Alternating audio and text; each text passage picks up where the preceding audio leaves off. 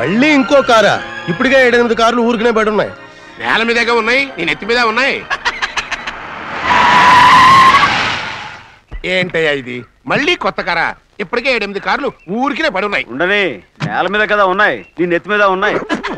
ఈ నెల జీతం ఉండదు మీకు. అయ్య బాబోయ్, ఇది కరెక్ట్. ఇదిగో గోవిందయ్య, అయ్యా అమ్మాయి అమెరికాలో చదువుకుని వస్తుంది కదా. అవునయ్యా. తనకి ఏ కారు నచ్చుతుందో ఎవరికి తెలుసు. ఇదేదో కొత్త కారు వచ్చిందంట, అందుకే ఒకటి కొనేశాను. వచ్చే వారం ఇంకో కంపెనీది వస్తుంది. అలాగా? అవునండి, దాని పేరు హోండా అండి. గోవిందయ్య, అయ్యా అదేదో ఉండానో బొండానో ఒకటి బుక్ చేయి. అలాగండి. మరి ఈ కారు ఎక్కడ పెట్టాలండి? నీ నెత్తి మీద పెట్టుకో. ఇదిగో లెక్కలో కారు కొన్న బిల్లు మిగతా డబ్బు ఇందులో ఉంది, లెక్క రాసుకో. చిన్నయ్య పెళ్లి బాగా జరిగిందా? అది కూడా లెక్కలో రాసుకోవాలా? అడుగుతారా మీరు?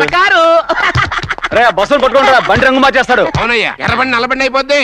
ఏంట్రా బసవా చూస్తున్నావు? ఈ కారుకి 8 చక్రాలు కరెక్ట్ గా ఉన్నాయా లేవని చూస్తున్నాను. ఈ కారుకి 8 చక్రాలా? అలా వంగి చూడక్కర్లేదు, నిలబడి చూసినా కనపడతాయి. ఏంట్రా బాగుతున్నావు? బాగటం కాదు, నీకు లెక్కలు బాగా వచ్చు కదా. ఏదో పర్లేదులే. అయితే రాసుకో.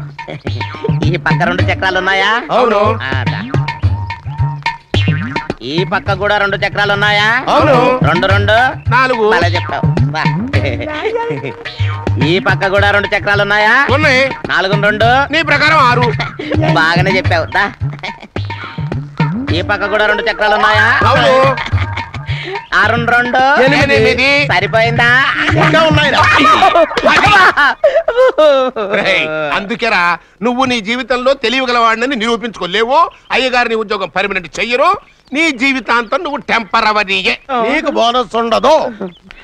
ఇదిగో అన్నవరం, మీ అందరికంటే కూడా నేనే తెలివైన వాడిని అనిపించుకొని ఎక్కువ జీతం ఎక్కువ బోనస్ నేనే కనుక తీసుకోకపోతే నా పేరు బస్వయ్య కాదు.